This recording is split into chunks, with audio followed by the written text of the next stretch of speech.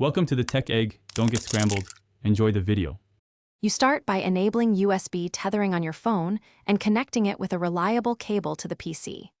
Once done, make sure the phone is unlocked and you accept any prompts asking to allow data connection. This grants the PC an internet interface. On the PC, confirm drivers installed automatically or install manufacturer drivers manually.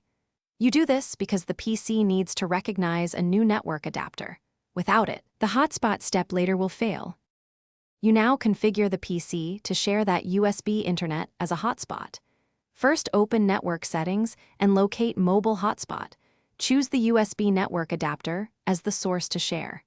Then set a clear SSID and strong password so other devices can connect securely. Once you toggle the hotspot on, verify the shared adapter shows active traffic. You do this because the PC acts as a bridge.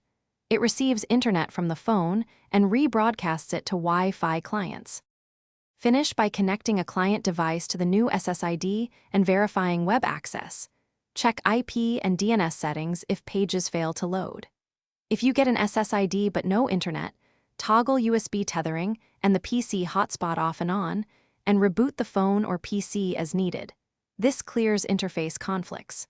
Make sure Windows Internet connection sharing or firewall rules are not blocking outbound traffic. Following these checks solves most issues, so your USB-based hotspot runs reliably.